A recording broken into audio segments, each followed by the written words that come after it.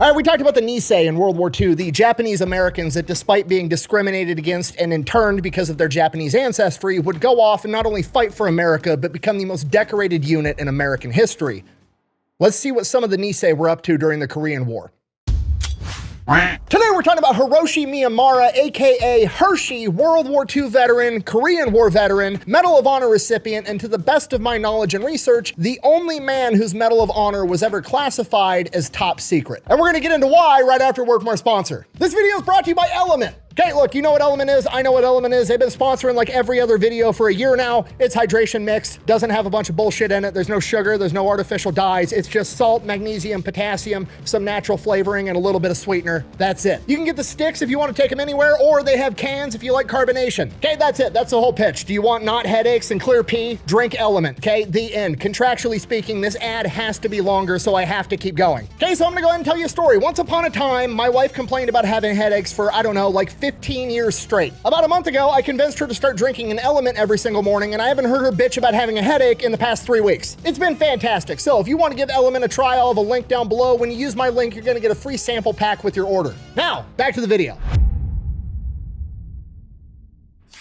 Our story begins October 6, 1925, when Hiroshi Miyamura is born in Gallup, New Mexico. He is one of 7 kids. He's the oldest son. He's got 2 brothers and 4 sisters. His parents had migrated to America from Japan because his father, who was from a very wealthy, upstanding family, decided that he was going to get married for love and not status, and married a woman that was beneath his class, and it caused a huge rift in the family, so they moved to America. They came here with nothing. They worked their asses off, eventually got enough money to start their restaurant. They had 7 kids. They embraced being American, and they raised their kids with the same values. Growing up, Hershey had a pretty normal childhood. The only real thing he ever struggled with was not a lot of people could pronounce his name, Hiroshi Miyamura, so in 6th grade, his teacher, who just legitimately could not bring herself to say the word Hiroshi for some reason, just started calling him Hershey, and the nickname stuck. Timothy. Present. Thank you. The other problem he had was he was kind of a runt. He was a small kid. He always wanted to play football, but he was so small the coaches wouldn't even let him play, so he went off and did well in track and boxing. So things are going great. His family migrated here from Japan. They started a business. They worked their asses off. They're raising successful kids. They're achieving the American dream, but then when he's in high school, Japan attacks Pearl Harbor. And then pretty much immediately, FDR steps in, or wheels in, and issues Executive Order 9066. Execute Order 66. Which, if you don't know, is basically the American government steps in and tells all of the Japanese Americans, hey, you're gonna have to go live in an internment camp for all of World War II. If you have a job, you gotta quit. If you have a business, you have to abandon it, lose your house, lose your entire life, go sit inside of a military internment camp. So it's kind of looking like that's what's gonna happen to Hershey and his family. They're gonna lose the restaurant. They're gonna have to go live in an internment camp. Life is gonna suck. But then Gallup, New Mexico had their city council and their mayor write a letter and send it to Congress and the president demanding that they not intern their Japanese citizens because those are Americans, and it actually worked. So despite FDR and his best efforts, Hershey and his family get to go on living a pretty normal life. Buh, you always badmouth FDR. He's one of the greatest presidents in American history. Buh. No, he isn't. He's literally the closest thing America's ever had to a dictator, okay? He's the only president to serve more than 2 terms. He served 4 terms and had to die to get removed from office, just like a dictator. In 1933, he forcefully confiscates all of America's gold at $20 an ounce, and then in 1934, after he's confiscated all the gold, they passed the Gold Reserve Act saying that gold is now worth $35 an ounce. He interned hundreds of thousands of Japanese, German, and Italian Americans with no due process. During the Great Depression, he ordered farmers to burn their crops while people were starving so that he could artificially inflate the crop value. Because, you know, that's good for the economy. Who cares if people are starving? And then when the Supreme Court stepped in and said that that was unconstitutional, he turned around and threatened to pack the Supreme Court if they didn't pass his policies. He created Social Security, which, unpopular opinion, is a giant fucking Ponzi scheme. He created the NFA because he doesn't like the Second Amendment, and then somehow he gets credited for ending the Great Depression when most economists and historians all unanimously agree that his policies prolonged the Great Depression and it was World War II that pulled us out. So no, I don't like FDR. I have my reasons. Quit interrupting my story. Wow, dodged a bullet there, huh? Anyways, Hershey goes on, graduates high school, and immediately tries to enlist in the United States military because that's what everybody's doing. He's an American. He wants to go off and fight for his country just like everybody else. So that's what he does. In 1942, he goes off and tries to enlist in the United States military, and they inform him that he is classified as 4C, which means he is an enemy alien and he is not allowed to serve in the United States military. So that kind of sucks, but then, like a year later, he receives a draft notice. What Hershey didn't know is while he was being classified as an enemy alien, the United States Army was working on propping up the 442nd Infantry, which was a segregated unit that was almost exclusively made for the Japanese Americans that had been born in America, also known as the Nisei. I did a whole video on it, but if you haven't seen it, basically these guys would go on to prove not only are they 100% Americans, they're some of the biggest badasses to ever walk the face of the earth because they went on to be one of, if not the most decorated combat units in American history. And now that that's up and running, they could use him. So Hershey officially gets inducted into the United States Army on January 13th, 1944. He goes off, does basic training in Florida. He is then sent to Camp Shelby in Mississippi for advanced infantry training. After that, they're getting ready to go to war. He's kind of excited. They pull him into a room, they interrogate him, trying to make sure, one last check to make sure he's not a spy or a traitor of some kind. During that interrogation, he said, and I quote, "I don't consider myself a Japanese from Japan. I classify myself as an American from New Mexico." Then, as everybody else that he just graduated infantry school with is getting sent off to their units, he and like 5 other dudes get pulled off to the side and are informed that they are all 18 or 17 and you have to be 19 to go overseas. They don't get to go yet. So instead, they send him off to more training. He goes to 13 weeks of heavy weapons training where he gets to become a machine gunner, which is the perfect role for him, okay? Small guy, I know, like the common consensus is you're always picturing the machine gunner as like the big jacked corn-fed guy from Nebraska. Almost never is that guy the machine gunner, okay? That's the dude kicking the door. The machine gunner every single time is like the 6'2", 110-pound white guy with the birth control glasses that's constantly ripping cigarettes, or it's the small nerdy guy every single time. So Hershey goes, graduates heavy weapons school. Now he's 19 years old. They're getting ready to send him over to Europe. And then he goes through his physical and the doctor's like,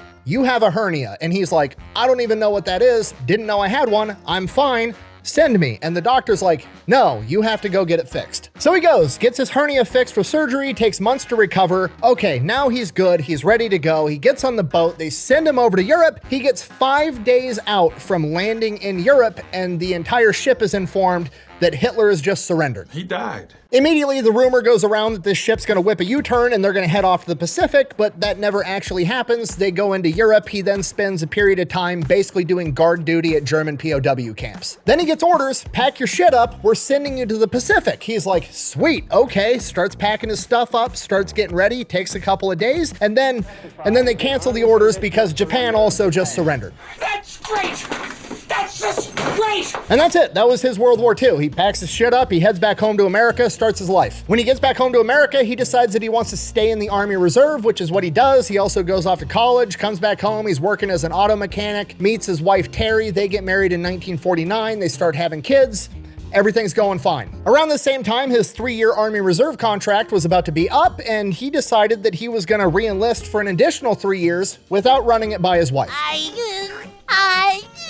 You what? So she's obviously not very happy that he didn't run that decision by her first, but what's the big deal? He's been in the Army Reserve the entire time she's known him. It's just some training, a couple weekends a month, some little bit of time in the summer, a little bit of an adventure for him. What's the worst thing that could happen?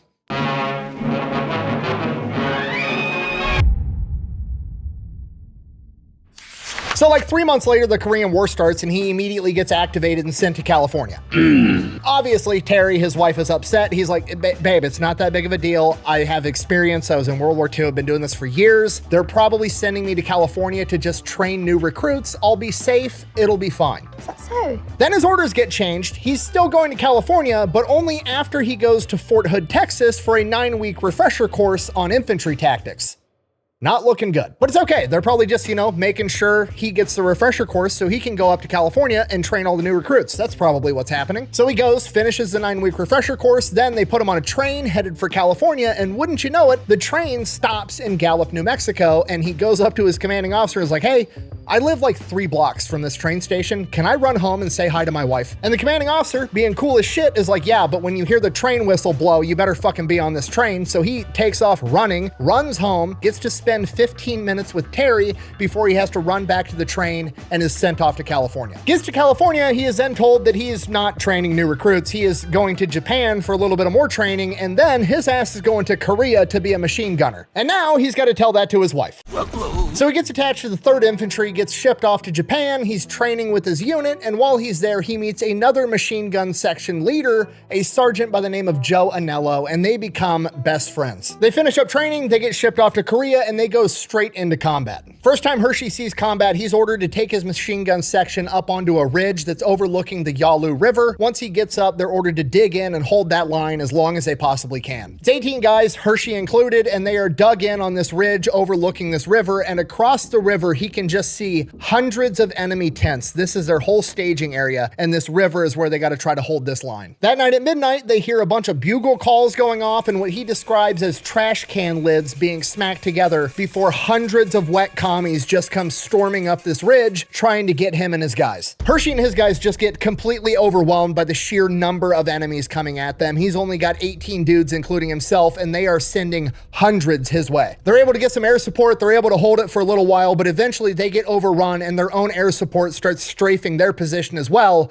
at which point he has to call it and issues a retreat. He never did get to find out why they started strafing his position, whether they thought he was completely overrun, because he definitely didn't call for them to attack his position, but whatever, one thing's for sure, this is a giant clusterfuck. Him and his guys make a clean getaway. From here, they are told to get on a ship, and they're being sent to a port at a place called Hungnam in North Korea. Hershey doesn't realize this yet, but him and his guys are being brought in to support the Marines that are fighting at the Chosin Reservoir, which I've also done an entire video on. Okay, super abbreviated version of what's going on. General MacArthur tells the Marines to penetrate way farther north than they should. They get within 40 miles of the Chinese border. The Chinese sends like 200,000 soldiers south to attack the Marines. They get surrounded, they have to fight their way out, and the only way they're gonna get out with their lives is if they can make it to the port at Hungnam so they can get evacuated, and Hershey is going there to support that. That's exactly what happens. Hershey and the 3rd Infantry show up, they set up a perimeter around Hungnam, they get the Marines in there, they get the Marines loaded on ships, they get the civilians loaded on ships, everybody's crammed in there like sardines. Hershey and his guys board one of the last ships out, and then they blow up the entire city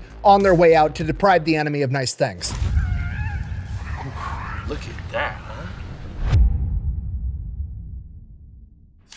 From here, they're shipped back down south, they get off the ship, then they are ordered to go and basically invade North Korea again, and he spends about a month fighting further and further into North Korea. By mid-April 1951, the Chinese and the North Koreans have launched their spring offensive. They're gonna throw everything they have at the American lines, and Hershey and his guys are ordered to fall back to the Imjin River. They cross the river, headed back south, then they're ordered to hold the ridge there with the river as long as they can. Hershey's in charge of a 13-man machine gun squad and is given 4 extra riflemen for a total of 17 guys. He's got his section that he's holding, and his buddy Joe Anello is holding his machine gun section off to the right, and it's just the entire American forces standing in a line with machine guns trying to hold it as long as they can. That's the strategy. So they go there, they get dug in, they build trenches, they build fortifications. Hershey has his guys go down by the river and set up tripwires and flares that'll set off if the enemy starts coming their direction, and then they just wait. And for a couple of days, nothing really happens. They're just up there on this cliff face, hanging out in a trench, freezing their ass off the entire time. But then, around midnight on April 24th, 1951, he hears it again. Bugles, trash can lids, yelling, and he's like, fucking here we go. A couple of minutes after that, the Chinese hit the trip flares, light up the battlefield, and Hershey issues the order to light them up. And within a couple of minutes, his machine gunner looks at Hershey and says, "It's too hot here, I'm gonna leave." And Hershey's like, what the fuck? And the dude just leaves. He abandons his post. So Hershey mans the gun himself, by himself, which is a 2-man job. He then proceeds to engage this enemy wave by himself with his machine gun until the gun jams because he doesn't have an assistant gunner helping him feed ammo when it's midnight and he can't see shit. He's looking out of this machine gun nest. There's 10 guys left running right at him. He's not going to be able to unjam this gun in time, so he grabs his M1 with his bayonet, leaves the machine gun nest, and engages 10 enemies by himself, and proceeds to kill all 10 of them in close quarters combat with his rifle and bayonet. He then, with a lull in the battle, runs to his second machine gun position. When he gets there, the machine gunner's fucking gone, and there's some riflemen there holding the position. He looks at the riflemen and is like, where the fuck is the gunner? And they're like, I don't know.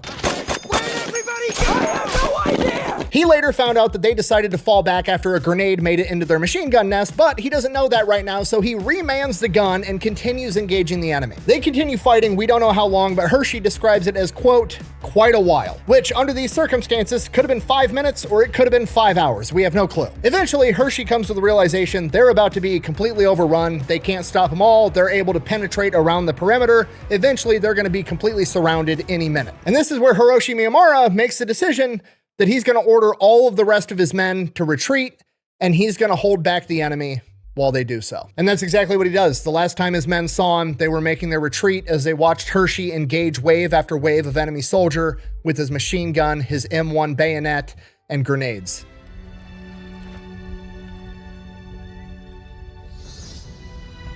Not only does Hershey hold back the enemy long enough for his men to make a clean getaway, he holds the enemy back for so long that he starts getting his position hit by American artillery because they think he's dead. At this point, Hershey's like, time to fucking go, grabs his M1 and bayonet and starts running through the trenches, starts running through the trails, eventually turns a corner and runs face first into a massive silhouette. It's dark, can't really see who it is, doesn't fire, thinking it's obviously an American because this dude's way too big to be a starving communist. He then sees the Chinese communist Winter Soldier hat and then sees that he has a grenade in his hand and immediately lunges forward, stabs him, and then fires. When he fires, he stumbles back and falls flat on his back. He then feels the grenade hit his leg and he kicks it back towards the guy. It blows up. He takes shrapnel to his leg, but he doesn't know that yet. Jumps back up and starts running towards American lines as fast as he can. He's making his way there. He makes it like 500 yards and he sees an American tank off in the distance. So he starts running towards this tank because obviously that's going to help in this situation. And as he's making it there, he gets a couple of yards away and runs into a barbed wire entanglement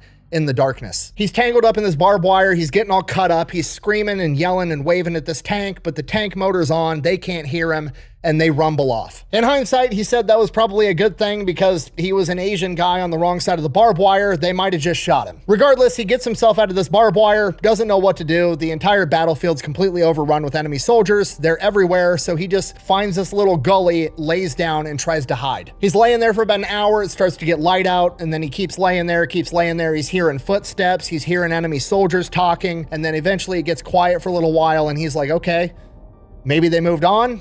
Might have made it through this. And then cutting through the silence, he hears in perfect English, "Get up, you're my prisoner now." So he quits playing dead, he turns around, he looks, it's a Chinese officer that's somehow speaking perfect English, but he follows his commands, he turns over his weapon, and then they start marching him to God knows where. He's definitely feeling his leg wound now, he's limping. They march him back to his old position, and there is like 40 to 50 dead enemies laying on the field where he made his last stand. They keep marching. They go past his original position. There's more dead guys. We would later find out that it was confirmed by Allied forces that had retaken this area, and he was officially credited with killing over 40 enemies, 10 of which was in hand-to-hand combat with M1 Grand and bayonet. Yeah, I stabbed a man in the heart. I saw that. Brick killed a guy. They keep going past those positions. They keep marching him further and further into enemy territory when they finally link up with another unit and they throw him in with 8 other POWs that are Americans, and everybody's wounded. And in that group of 8 other POWs, wouldn't you know it, one of them is Joe Anello, and he is jacked up. He's been shot in the legs. He's been hit with a grenade. He is not doing good. He can't even walk on his own. Hershey, even though he's also jacked up, starts giving first aid to all the other men the best he can with what little he has. And then after a while, the interpreter, the Chinese guy that for some reason speaks perfect English, comes back up and says, hey, here's the deal. We don't have enough prisoners to send you guys back to an actual POW camp yet, so you're just gonna follow our infantry until we capture more prisoners, and then once we have enough, we'll send you marching back to a POW camp in North Korea. So they do what they're told. It's the only thing they can do. They get up and they start following this enemy infantry battalion as they try to penetrate further into American territory. The problem is Joe Anello, his best friend, can't walk. So Hershey carries him for 10 miles. Obviously, carrying another grown man for 10 miles is a task in that of itself, but doing it with a leg wound you also have is virtually impossible, and as much as Hershey tries, he just can't manage to keep up with the rest of the formation, and then eventually the interpreter comes back and tells him, leave him where he's at or I'm gonna shoot both of you. And before Hershey can even think to decide what he's gonna do in this situation, is he gonna try to fight and save his buddy against a whole infantry battalion? Is he gonna leave him? Is he gonna argue with him and wind up getting both of them shot? And before he can make a decision, Joe looks at Hershey and says, it's fine. leave me. You did everything you could. And Hershey is forced to leave his best friend to die.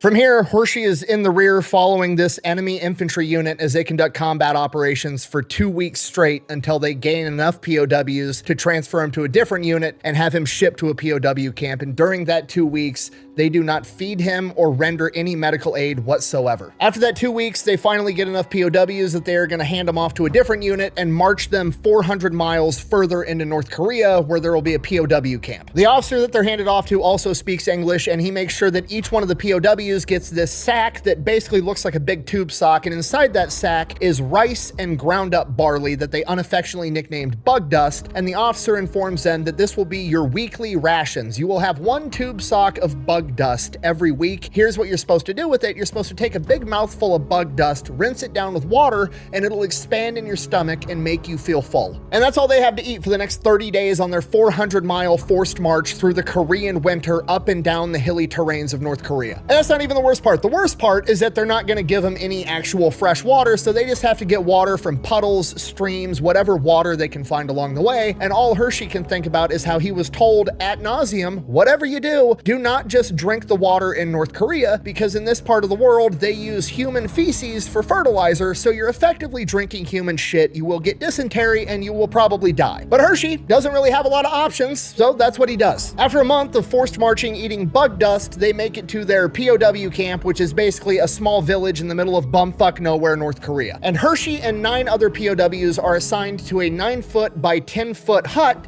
where they're going to be living. Nothing in it, dirt floor, just 10 dudes in a 9-foot by 10-foot hut sleeping head to foot, shoulder to shoulder the entire time. Around this time, Hershey and pretty much everybody else has still not received any medical aid, and he becomes very aware that he's not gonna receive any medical aid, so he acquires salt and rubs that into his leg wounds to try to prevent it from getting infected. Luckily, that works, and then they kind of get thrown into their POW life routine, and that routine is to wake up every morning. For breakfast, they get a cup, like a literal 1 measured cup of soy milk for their breakfast, and then they are force marched out to where there's a bunch of trees and forced to cut down trees for firewood. After they cut down enough firewood for the day, they're marched back, and then they have to sit there and listen to propaganda and brainwashing as the Koreans and Chinese guys force them to read communist pamphlets and material, and then force them to sit around in a group like it's an AA meeting and talk about how horrific capitalism is and how bad America is and how this is clearly the better way of life, which is a bold strategy when you have somebody sleeping in a hut with 10 other dudes head to foot, shoulder to shoulder, while you're actively starving them to death, being like, you see how much your way of life fucking sucks back where you had a house and a car and a wife and kids and food? Yeah, this is way better. The flavor of Caesar salad. Obviously, Hershey and pretty much everybody else just isn't buying it, but they have to sit there and nod and be like, yeah, no, definitely, this is awesome. Also, don't shoot me. And that is his daily life routine for the next 26 months straight. 2 fucking years he goes through this bullshit. And then one day, a bunch of trucks pull up to the POW camp, and they're like, get your ass on the trucks. And they're like, well, this is it. And all he can think about is like World War II, like, Nazi death trains, like they're sending him off to the kill camp. Game over. But I mean, really, what are you going to do? You want to get shot here now, or you want to get shot at whatever the fuck they got going on at the other end of this truck? So he gets on the truck. They're on the truck for days and days. And then eventually the trucks drive them to a place called Punjang, also known today as the Freedom Village, which is basically the dividing line between North and South Korea. The Korean War is over, and this is where the Americans and the North Koreans exchange prisoners. They get off the truck, they get handed off to the Americans take them, they get them a shower, scrub the shit out of them, trying to get all the lice and infection and nasty shit off of them. They give them food, medical attention, and then they get all the POWs into a barracks, and for the first time in 2 years, he gets to lay down on a bed. And as everybody's laying on these beds trying to come to grips with reality that, holy shit, I made it. This isn't a dream. I'm actually gonna make it back home to America. An officer walks in and calls Hiroshi Miyamura by name and tells him that the general wants to speak with him. At this point, Hershey's shitting his pants. He's thinking he's in trouble. Whatever happened with his men, whatever happened back on the hill 2 years ago, like he's gonna get in trouble for it. Now he's gonna go to an American jail. At least it'll be better than a North Korean jail, but this still sucks. He's wearing pajamas and slippers because that's all the army gave him, and he walks walks into this general's office. Also worth mentioning, he's 5'10". He is my height and he weighs 90 pounds. He has been so thoroughly starved. So 90-pound, 5'10" Hershey walks into the general's office in pajamas, thinking he's about to get thrown in jail. The general of the 3rd Infantry Division then stands up, shakes his hand, and congratulates him, telling him that not only was he promoted while he was in a prisoner camp, he's also being awarded the Medal of Honor. Technically, he's already received the Medal of Honor. It's done, it's set in stone, it's been approved, because the last time his men saw him, they told the chain of command that he was engaging overwhelming odds by himself so that they could escape. And when they went back to do the investigation, they found 40 to 50 dead enemies, all credited to Hershey, 10 of which were killed by bayonet. So technically, on paper, Hershey had already been awarded the Medal of Honor over a year ago, but they never recovered his body, so there was still a small chance that he was alive. So the American government issued the Medal of Honor, but classified it as top secret because they didn't want it to go out to the public, because if the Chinese communists found out that this badass dude named Hershey had killed 50 of their guys by himself, they probably would have killed him in his captivity, so it was classified. Hershey's shocked. I mean, he's happy, but he's shocked. He doesn't feel like he deserves the Medal of Honor. In his own words, he was just doing his duty. He didn't think he did anything special. From here, his family's notified that he survived and he's gonna make it home. He's then rushed back to America on a ship, and it is arranged for him to be the first one to walk down the gangplank of the ship to a crowd of cheering people and his family. He gets formally awarded the Medal of Honor by President Eisenhower. He goes back home to Gallup, New Mexico. They throw a parade. He's a local hero. He finds out that his own town, the same town that was awesome enough to demand the US government not throw his family in an internment camp, also raised over $3,800 in the 1950s to give to him to help start his life back up after being in captivity for over 2 years. And from here, he just gets to go back to a normal life. He applies for a job at the local army depot. They never get back to him, so he takes a job working at an auto parts store in Gallup, New Mexico. And that's it. He gets to live happily ever after. He's back with Terry. His dad's still around. They end up having 3 kids together. He's raising the kids. He's achieved the American dream, the same American dream that he fought for. But then something amazing happens, because 5 years later, 7 years after he had been captured on the battlefield, he's at the auto parts store stocking a shelf, and he turns around and comes eye to eye with Joe Anello. And he turns paper white and just says, "You're dead." And Joe says, "No, I'm not. Thanks to you." And he then tells Hershey that he survived in the wilderness right where Hershey was forced to leave him for 10 days until American forces came back and found him. And he survived. Joe and Hershey then remained best friends for the rest of their lives, and everybody actually got to live happily ever after for once. Thank you for watching. Best way to support the channel is go buy some merch, maybe drink some Echelon. Links for all that's over at thefatelectrician.com. Quack bang, out. The coolest part for me with these videos is that I've done so many now, I'm really starting to see a lot of overlap in them. Like, it's really cool to know so much about the Chosin Reservoir and about the 442nd Infantry Division, and then I learn about somebody incredible like Hiroshi Miyamura, and he just has these cool cameos throughout these major events in histories. Like, he's got a cameo with one of the coolest units in American history, and then he's got a cameo with one of the greatest battles the Marine Corps ever fought, and then he rises and has his moment in history, and I don't know. That's just the cool part to me, the overlap. See you guys later.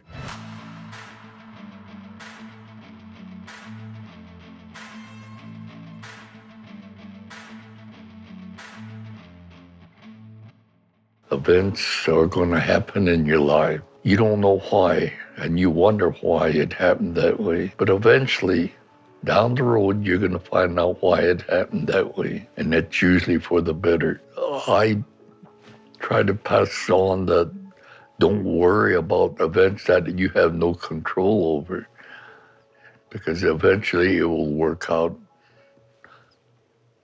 okay.